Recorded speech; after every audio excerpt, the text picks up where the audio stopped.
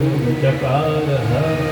कभी रोते तो कभी चिंता में डूब जाते, कभी बेहोश हो जाते भगवान की स्मृति में, कभी कभी प्रसन्नता से नाचना शुरू कर देते, जोर जोर से भगवान के भजन गाना शुरू कर देते। यही तो प्रहलाद जी की स्थिति थी। इस पापी हिरण्यकश्यप ने एक दिन प्रहलाद जी को पकड़ करके कहा कि बता तेरे भगवान कहाँ हैं।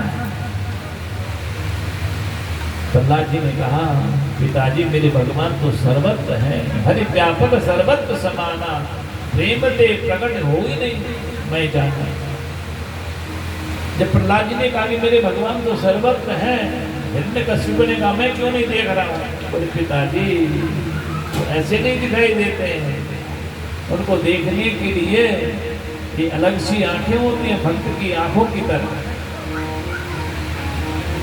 केवल भक्त ही अपने भगवान को देख सकते हैं। हरि व्यापक सर्वत्र समाना, प्रेम ते प्रकट हो ही नहीं जाना। भगवान तो प्रेम से प्रकट होते हैं, ऐसे नहीं।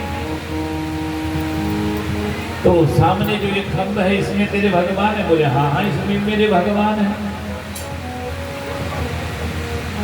अब हिरण्यकश्यप को जब क्रोध आया तो उसने उस खंभ पर प्रहार किया, और जैसे खंभ पर प्रहार किया अपने भक्त की बात की रक्षा करने के लिए भगवान उस खंभ से निशिंद के रूप में प्रकट हो जाते हैं। बोलो निशिंद भगवान की जय। और निशिंद रूप में प्रकट होकर के हिरण्यकश्यप के साथ में भगवान युद्ध करते हैं। जैसे गरुड़ भगवान सर्प के साथ में क्रीड़ा करते हैं, खेलते हैं, उसी तरह से आज नृसिंह भगवान उसके साथ में खेल रहे हैं। आकाश में विमानों में बैठे देवता लोग, जिनमें ब्रह्मा जी भी थे, जिन्होंने उसको वरदान दिया था। ब्रह्मा जी ने कहा प्रभु इसको मार दो, ये सायंकाल होते ही इसका बल बढ़ जाएगा, फिर मुश्किल हो जाएगी। अब जैसे ब्रह्मा जी ने कहा इसको मारो, भगवान नृसिंह ने ऊपर देखा, भयंकर गर्जना करी। उस गर्जना को सुन करके बेचारे ब्रह्मा जी तो भयभीत होकर के भाग गए। समय आ गया, हिरण्यकश्यप की मौत का समय आया। सायंकाल हुई, भगवान नृसिंह ने उसको पकड़ा, महल की देहरी में ले जा करके उसको अपने गोद में लिटा दिया और कहा बेटा याद कर ब्रह्मा ने तुझको क्या क्या वरदान दिए थे, तूने ब्रह्मा जी से क्या क्या वरदान मांगे थे।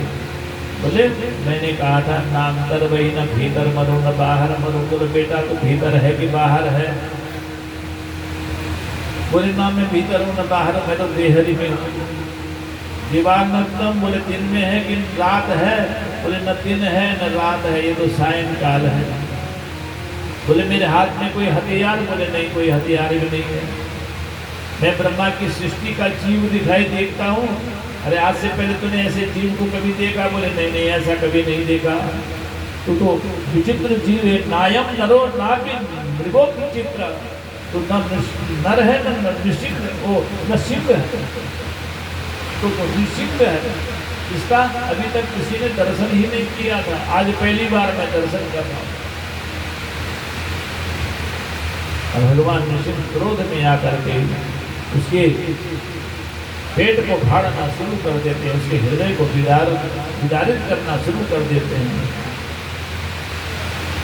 हिरण्यकश्यप कहता है ऐ नृसिंह तू नहीं मार रहा है मुझको, तो फिर कौन मार रहा है तुझको।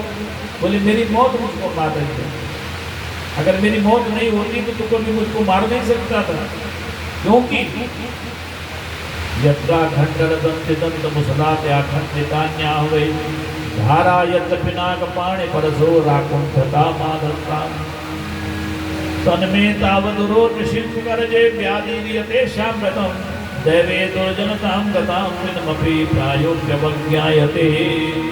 नृसिंह भगवान से कहता हिरण्यकश्यपो अरे नृसिंह तेरे जो नाखून हैं कितने ताकतवर होंगे, कितने शक्तिशाली होंगे।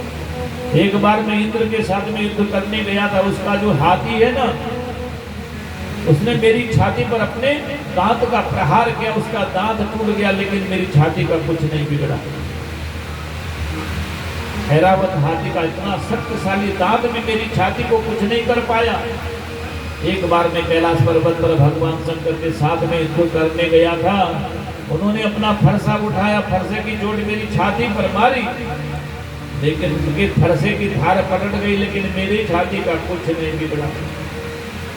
तभी तो कह रहा हूं मैं, है निश्चित तेरे नाखूनों में कितनी ताकत होगी, कितने मजबूत होंगे।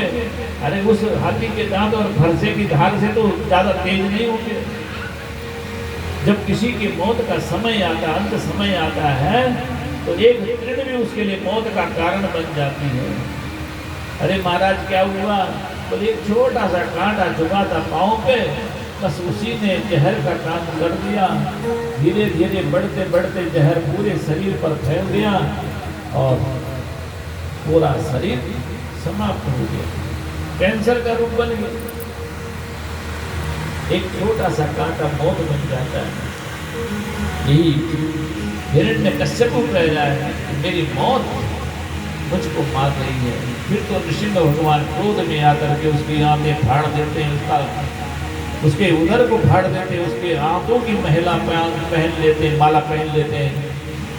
भयंकर गर्जन और तर्जन कर रहे हैं, सब लोग भयभीत हो रहे हैं।